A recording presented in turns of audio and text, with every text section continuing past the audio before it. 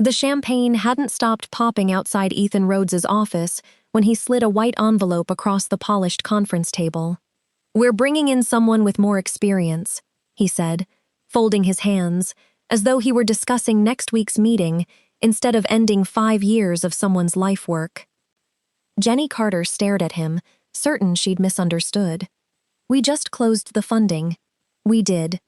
I spent the last 6 months leading every technical due diligence session." "You did?" "I built the platform they're investing in." Ethan smiled, a calm, practiced smile that never reached his eyes. "And now we're entering a different phase." Silence settled between them. Jenny looked through the glass wall into the open office. Employees were laughing, hugging, raising plastic champagne flutes beneath banners celebrating the company's $10 million funding announcement. None of them knew that the engineer who had made that celebration possible had just been fired. As she reached for the termination packet, Ethan delivered one final sentence. "Don't worry. 6 months from now, nobody will remember who built this place." Jenny's hand stopped. Not because she wanted to argue, because for the first time in 5 years, she realized Ethan truly believed what he'd just said. She quietly signed the papers anyway. He mistook her silence for defeat. He had no idea what he had just set in motion. The celebration continued outside, while Jenny remained seated across from Ethan, carefully placing the signed documents back into the envelope. She didn't raise her voice. She didn't accuse him of betrayal. Instead, she asked one simple question. "Who's taking over the platform architecture?" Ethan leaned back confidently. "We hired someone from a Fortune 100 company. He has a much stronger executive resume." Jenny nodded once. "I see." She stood, gathered the framed photo of her parents from the bookshelf, picked up the notebook she'd carried since the company's first week, and walked toward the door. Neither of them mentioned the countless nights she'd slept on an office couch before major releases. Neither mentioned the weekends she'd spent rebuilding critical systems after outages while everyone else went home. Neither mentioned that during investor meetings, Ethan routinely turned toward her whenever technical questions became too difficult. Those moments now seemed to have vanished from his memory. Outside his office, conversations slowed as employees noticed her carrying a cardboard box. A junior engineer stepped forward. "Jenny, what's going on?" She forced a small smile. "I'm moving on." His confused expression told her everything. No one had expected this. A few people glanced toward Ethan's office, but nobody dared ask questions. The celebration music kept playing, while whispers spread quietly across the room. As Jenny reached the exit, she paused beside the large operations display mounted on the wall. Dozens of green status indicators showed the infrastructure she'd spent 5 years designing. Everything was running perfectly. She looked at it for only a second before walking away. Outside, the afternoon air felt strangely quiet compared to the celebration behind the glass. Her phone immediately lit up with messages. "Congratulations, Jenny. Incredible work today. Couldn't have happened without your technical leadership. Looking forward to building the future together." Most of them came from investors who believed she was still leading the engineering organization. She read every message. She answered none. Across the street, she stopped long enough to watch balloons drift above the startup's headquarters. 5 years, 70-hour weeks, countless sacrifices, reduced salary because she believed in the mission, and now she was leaving with one cardboard box while everyone else celebrated the future she had helped create. Her phone vibrated again. This time, it wasn't another congratulatory text. It was a direct call. The screen displayed a single name. Lead investor, Michael Grant. Jenny stared at it without moving. The phone continued ringing. Jenny let the phone ring until it stopped. A few seconds later, a voicemail notification appeared. She slipped the phone into her pocket without listening to it. Whatever Michael Grant wanted, it no longer concerned her. Ethan had made it painfully clear that she was no longer part of the company's future. Instead of driving home, Jenny parked near the waterfront and sat silently inside her car. For the first time in years, there wasn't another emergency deployment waiting. No late-night investor presentation. No production alert. No impossible deadline. Just silence. Her mind drifted back to the beginning. 5 years earlier, the company had occupied a tiny warehouse with folding tables, borrowed laptops, and a single unreliable internet connection. Ethan had stood in the middle of the empty room, full of confidence.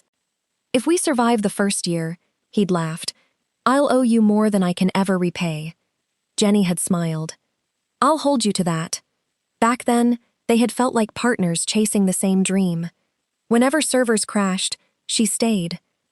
Whenever investors requested demonstrations, she prepared every technical detail. Whenever customers threatened to leave, she rebuilt systems overnight. More than once, she'd slept beneath her desk with nothing but a hoodie for a blanket. She never complained. She believed the sacrifice would mean something one day.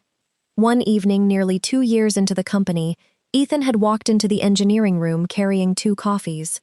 "I don't understand half of what you do," he'd admitted. Jenny laughed. "You don't have to." "No," he replied honestly. "That's why I need you beside me every investor meeting." From that day forward, every major funding presentation followed the same pattern. Ethan opened the meeting. The investors smiled. Then the difficult questions began. Can your infrastructure support 10 million users? Explain your disaster recovery strategy. What prevents security failures? Without fail, Ethan would glance toward Jenny. She answered every technical question calmly. Meeting after meeting, investors left impressed. She assumed everyone understood how much of the company's credibility depended on those conversations. She never imagined someone would later rewrite that history. The first warning came from her closest coworker, Daniel. After another successful conference, he caught up with her in the parking garage. "You've noticed it too, right?" "Noticed what?" "Ethan." Jenny frowned. "What about him?" Daniel hesitated. "He's stopped saying we." Jenny looked confused. "What do you mean?" "He keeps saying, 'I built this platform.'" She shook her head. "You're overthinking it." "I hope I am." Daniel leaned against his car. "But every interview, every podcast, every press release..." He paused. "Your name keeps disappearing." Jenny smiled dismissively. "The company matters more than recognition." Daniel sighed. "I knew you'd say that." Over the following months, subtle changes appeared everywhere. Magazine articles praised Ethan's technical vision. Conference speakers introduced him as the architect behind the platform. Marketing videos featured him walking through the engineering floor alone. Entire product launches happened without mentioning the founding engineering team. Jenny noticed. She simply convinced herself those things weren't important. Results mattered. Not headlines. 3 days after her termination, the newly hired chief technology officer requested a transition meeting. The executive arrived wearing an expensive tailored suit and carrying a leather notebook. He barely glanced around the engineering floor. "So," he said confidently, "where's the documentation?" Jenny slid several organized binders across the conference table. System architecture, security framework, deployment procedures, operational playbooks. He flipped through a few pages, then closed the binder. "I appreciate the effort." Jenny waited. "But honestly," he continued with a grin, "modern cloud platforms are basically interchangeable." She remained expressionless. "They're not." He chuckled. "I've managed organizations with thousands of engineers." "I'm sure you have." "We'll modernize everything anyway." Jenny simply nodded. There won't be any need. The confidence in his voice wasn't reassuring. It was unsettling. Later that afternoon, Jenny made one final walk through the engineering department. She verified every credential, transferred every documented access permission, completed every required compliance checklist. Nothing was withheld. Nothing was sabotaged. When she reached the secured engineering repository, she paused. It contained years of architectural reasoning, why critical systems had been designed the way they were, what trade-offs had been made, and which future scaling decisions depended on those choices. No one had asked about it. No one even seemed to know it existed. She documented its location exactly as company policy required. Then she closed the terminal. If they chose not to read it, that would be their decision. Not hers. That evening, after unpacking a few boxes in her apartment, her phone buzzed again. It was a message from Daniel. Only one sentence. Something doesn't feel right upstairs. Jenny stared at the screen for several seconds. Her fingers hovered over the keyboard. Finally, she typed 5 words. They'll figure it out, or they won't. She pressed send, set the phone face down on the table, and quietly turned off the lights. 6 weeks later, the company unveiled its boldest announcement yet. A glossy press release declared that the $10 million investment would accelerate global expansion, triple the engineering team, and launch the platform into 3 international markets before the end of the year. Every major tech publication carried Ethan Rhodes' photograph. Visionary founder leads company's next chapter. Jenny read the headline while drinking coffee before work at the new startup that had quietly hired her as principal platform architect. She scrolled through the article once. Not a single mention of the founding engineering team. Not one mention of the person who had answered nearly every technical question during investor due diligence. She closed the article without comment. Her new coworkers noticed. "You know that company?" one of them asked. Jenny smiled politely. "I used to. Nothing more." Inside Ethan's company, the celebration didn't last long. The newly hired chief technology officer immediately announced ambitious deadlines. "We're accelerating every roadmap." Engineering managers exchanged uneasy glances. One senior developer cautiously raised a hand. "We still need to understand parts of the existing architecture before expanding." The CTO waved away the concern. "We'll optimize as we go." Another engineer spoke up. "Jenny used to approve every infrastructure change because we're not relying on one person anymore," the CTO interrupted. "That's exactly why she's gone." The room fell silent. No one argued, but no one looked convinced either. Within days, warning signs began to surface. Large enterprise customers experienced unexpected deployment delays. Nothing catastrophic, just enough to create frustration. Support tickets slowly increased. Product releases slipped by a few days. Then, by a week, recruiters quietly contacted former engineers. "Would you consider coming back?" Most declined. Word spread through private industry chats that something inside the company felt different. No one could quite explain why. Meanwhile, social media noticed a pattern. Former employees kept updating their profiles. Senior engineers were leaving. Technical directors were disappearing. Industry analysts began asking uncomfortable questions. Why is a company fresh off a $10 million funding round losing experienced engineering leadership? Ethan dismissed every concern during interviews. This is completely normal after rapid growth. Many accepted the explanation. Some didn't. A month later, Ethan stood beneath bright stage lights at one of the largest technology conferences of the year. Hundreds of founders, investors, and executives filled the auditorium. Jenny happened to be attending as part of her new employer's delegation. She sat near the middle of the audience. Anonymous. Quiet. Listening. Ethan spoke confidently for nearly 40 minutes. "Our infrastructure is ready for global scale. Our expansion timeline remains ahead of schedule. Our engineering organization has never been stronger." The audience applauded. Then the moderator opened the floor for questions. A familiar voice rose from the front row. Michael Grant, the lead investor. "Ethan," he began, smiling professionally. "During due diligence, we discussed supporting international traffic at several times your current customer volume." Ethan nodded. "Correct," Michael continued. "Can you explain how your platform architecture will achieve that without affecting customer latency?" For the first time all afternoon, Ethan hesitated. Then he smiled. "I'll let our new chief technology officer answer that." The CTO confidently stepped toward the microphone. "We're implementing several cloud optimization initiatives." He paused. "Along with distributed scaling techniques." Several engineers in the audience exchanged puzzled looks. The explanation sounded impressive. It answered almost nothing. A woman seated behind Jenny whispered to her colleague, "That's not a real architecture strategy." Another quietly added, "He never explained how the platform actually works."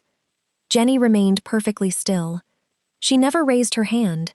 She never corrected anyone. She simply watched. As the session ended, attendees gathered around the stage. Michael Grant didn't join them. Instead, his eyes searched the audience. They stopped on Jenny. Recognition crossed his face. Confusion followed. He walked toward her. "Jenny?" She smiled politely. "Good to see you, Michael. I thought—" He stopped himself. "I thought you were still leading engineering. I haven't been with the company for 6 weeks. His expression changed immediately. "What?" Before he could ask another question, Ethan called from across the room. "Michael, we've got the board waiting." The investor looked back toward Ethan, then back at Jenny. Neither of them spoke. Michael gave a small nod before walking away. Jenny watched him leave. For the first time since her dismissal, she saw uncertainty replacing confidence. That evening, long after the conference ended, the company's executive floor remained brightly lit. Board members arrived one after another. Conference room doors closed. Voices rose. Nobody outside knew what was happening. At 11:43 p.m., every senior engineering manager received the same calendar notification. Mandatory infrastructure review. Attendance required. 7:00 a.m. Employees stared at the invitation in disbelief. Meetings like this were only called during serious operational concerns. Just before sunrise, every phone inside the Network Operations Center began ringing at once. Then the emergency incident alarm echoed across the building for the first time in over 2 years. The emergency alarm cut through the Network Operations Center before sunrise. Red warning banners flashed across every monitoring screen. Engineers who had barely slept rushed toward their workstations. What happened? Is it a cyber attack? Did we lose a data center? The operations manager shook his head. No. He stared at the dashboard, visibly confused. Our systems are healthy. The room fell silent. If everything's healthy, one engineer asked, why are customers reporting failures? No one answered. Within an hour, conference rooms were overflowing. Customer support, infrastructure, security, executive leadership. Everyone spoke at once. Enterprise clients weren't reporting outages. They were reporting something stranger. The platform worked perfectly under normal demand. The moment traffic increased beyond certain thresholds, entire workflows slowed unpredictably. Nothing crashed. Nothing produced obvious errors. It simply refused to scale the way investors and customers had been promised. The new CTO frowned. Find the scaling configuration. An architect quietly replied, We did. It doesn't explain why it's built this way. Another engineer opened a different document. This one explains deployment. A third added, This one explains security. But none of them explain the design decisions. The CTO grew irritated. Someone had to approve this architecture. Every face in the room slowly turned toward the empty chair Jenny used to occupy. For the first time, the executives realized something they had never considered. Jenny hadn't merely written code. She had designed years of interconnected engineering decisions. Every automation, every redundancy, every routing rule, every performance safeguard, every compromise between speed, cost, and reliability. The documentation explained what existed. It never fully explained why. Those answers had lived inside thousands of conversations, whiteboard sessions, design reviews, and years of accumulated experience. knowledge no replacement hire could absorb in a few weeks. Ethan refused to panic. Bring in consultants. By noon, 3 nationally recognized infrastructure consulting firms joined emergency video calls. Their senior specialists reviewed diagrams, deployment procedures, security models, traffic simulations. Hours passed. Finally, one consultant removed his glasses. The platform isn't poorly designed. It isn't? It's exceptionally designed. Another consultant nodded.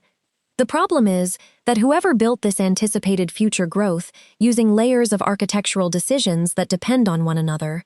So fix it. The consultant looked directly at Ethan. We can't responsibly modify systems we don't fully understand. How long would it take?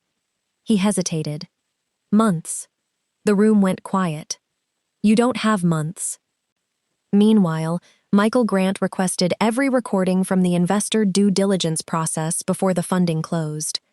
A legal assistant began organizing hundreds of hours of archived meeting footage. The board watched them together. Meeting after meeting revealed the same pattern. An investor asked a difficult technical question. Ethan smiled, then turned toward Jenny. Jenny can answer that. Another meeting. Jenny, would you explain the security architecture? Another. Jenny, can you walk everyone through disaster recovery? Another. Jenny, tell us how international scaling will work. The recordings continued for hours. By the end, nobody questioned who had actually earned the investor's confidence. One board member quietly broke the silence. I don't think we funded a founder. He looked at Ethan. I think we funded an engineering leader. No one disagreed. The review uncovered something even more troubling. During one due diligence meeting, an investor had asked a direct question. If this funding closes, will the technical leadership responsible for the platform remain in place? Ethan hadn't hesitated. Absolutely. The board replayed the answer twice. 3 days after funding arrived, he had fired Jenny. The conference room became painfully quiet. One director leaned forward. Did the investors know she would be terminated? No.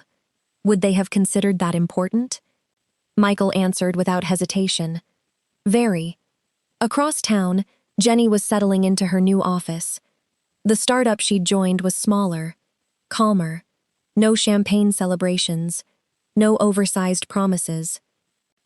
Only engineers discussing products around whiteboards. Her new CEO stopped outside her office. Everything okay? She smiled. Busy. You've received 3 calls from your previous company today. I know. They also emailed. I saw. You don't plan to answer? Jenny looked out the window for a moment, then quietly replied, They're not calling because they value me. They're calling because they finally understand what they lost. Her CEO nodded. I thought you might say that. Back at Ethan's headquarters, phones never stopped ringing. Enterprise customers demanded explanations. Board members requested emergency updates every hour. Outside legal counsel asked for documentation surrounding the termination. Public relations wanted prepared statements. The CTO wanted more time. Operations wanted more engineers. Finance wanted revised forecasts. Everyone wanted answers. No one had them. Then Ethan's personal phone rang again. He glanced at the caller ID. Board chair. He answered immediately. Yes? Her voice was calm. Too calm. Please come to conference room A. I'm already in a meeting. This takes priority. What is this about? There was a brief pause. Then she spoke 5 words that made the room fall completely silent. We've reached a decision, Ethan. Ethan walked into conference room A, expecting another strategy discussion. Instead, every board member was already seated. The lead investor, Michael Grant, sat quietly at one end of the table with a thick binder in front of him. No one smiled. No one offered coffee. The atmosphere felt nothing like the celebratory board meeting 6 weeks earlier. The board chair gestured toward the empty chair across from her. Please sit. Ethan looked around the room. Has the infrastructure team identified the issue? Michael slowly slid the binder across the table. They identified several. Ethan opened it. Inside were printed transcripts from the investor due diligence meetings. Every highlighted page contained the same name. Jenny Carter. Michael folded his hands. When we evaluated this company, we asked hundreds of technical questions. Ethan nodded. We know. No. Michael shook his head. I don't think you do. He opened another transcript. Jenny, would you explain your redundancy model? Another. Jenny, how does your platform recover from regional outages? Another. Jenny, walk us through international scaling. He looked directly at Ethan. Do you notice a pattern? Ethan remained silent. The board chair spoke next. You represented this company as having stable technical leadership. We did. You terminated that leadership 3 days after the investment funds arrived. Ethan straightened in his chair. We hired a more experienced executive. Michael answered immediately. You hired someone with a stronger resume. He leaned forward. But the investment wasn't made because of a resume. It was made because we trusted the person answering our questions. Silence filled the room. Another director placed several internal emails onto the table. We've reviewed these. Ethan recognized them instantly. They were messages from engineering managers written before Jenny's termination. One read, removing Jenny before expansion creates unnecessary operational risk.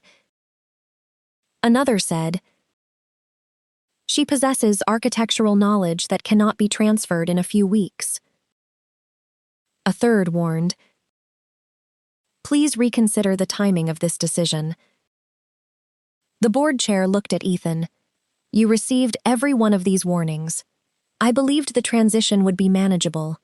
You didn't simply make a hiring decision. She paused. You ignored repeated professional advice. The independent consultants delivered their final report later that afternoon. Their conclusions surprised everyone.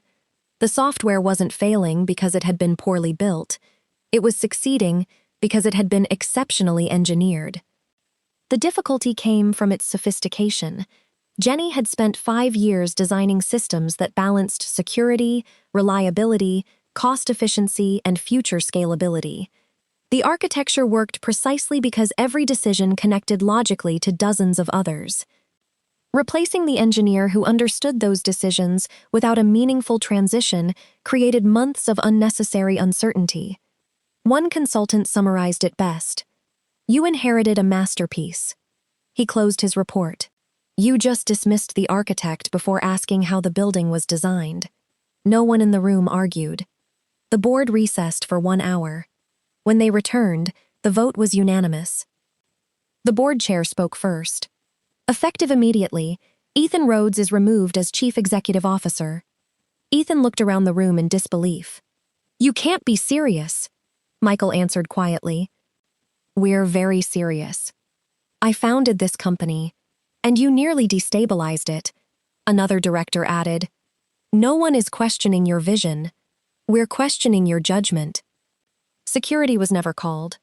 There was no dramatic confrontation. Ethan simply gathered his notebook, stood, and walked toward the door. Halfway there, he stopped. For what it's worth, he looked around the room. I never thought she'd actually leave. No one answered. Because everyone now understood that those 7 words explained everything. News of the leadership change spread quickly throughout the company. Employees gathered in small groups, speaking more honestly than they ever had before. Daniel found several former engineers in the cafeteria. We should have said something.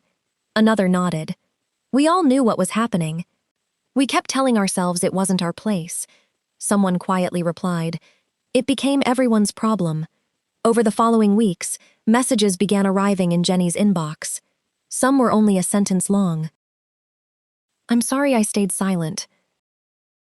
Others were several pages. Former coworkers admitted they had watched her contributions slowly disappear from presentations, interviews, and company announcements. They had noticed. They had simply hoped things would improve. Jenny read every message. She responded to most of them with the same grace she had always shown. "Thank you. I wish you well. I hope things get better." She never spoke bitterly about Ethan. She never celebrated his removal. At her new company, things looked very different. The CEO introduced her during an all-hands meeting. "I'd like everyone to meet our new Chief Technology Officer and equity partner."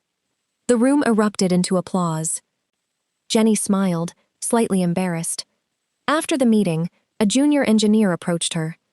"I've read about some of the systems you've built. I'd love to learn from you." Jenny smiled warmly. "Then let's build them together." That single conversation meant more to her than every headline she'd never received. This company didn't celebrate heroes. It built teams. She insisted that every architectural decision be documented collaboratively. Every major presentation included the engineers who had done the work. Credit became part of the culture instead of a reward controlled by one executive. Several months later, Michael Grant visited Jenny's new office. He looked around the engineering floor. Whiteboards were covered with diagrams. Teams debated ideas openly. Young engineers asked questions without hesitation. Michael smiled. "This feels different." Jenny laughed softly. "It is." He extended his hand. "I never properly thanked you. You already invested. I'm not talking about the money." She looked at him. "You reminded us that companies aren't built by titles." He glanced toward the engineers working together across the room. "They're built by people whose work speaks long after they're gone." Jenny smiled. "This time, I'm not planning on going anywhere." Across town, Ethan sat quietly in a small office at a consulting firm where he had accepted an advisory role. One morning, a business news channel aired a feature about emerging technology companies. Jenny's new startup had just secured several major enterprise partnerships. The interviewer introduced her as the technical leader behind one of the industry's fastest-growing platforms. Her team stood beside her on stage. Every engineer was named. Every contribution was acknowledged. Ethan watched for a moment, then quietly switched off the television. For the first time in years, he understood something he had ignored for far too long. Leadership wasn't about being remembered. It was about making sure the people who built success were never forgotten. Jenny never looked back. She had stopped chasing recognition. Instead, she built a place where recognition was simply part of doing the right thing. And in the end, the CEO who believed no one would remember who built the company became the one history quietly forgot, while the engineer he dismissed became the leader everyone wanted to follow.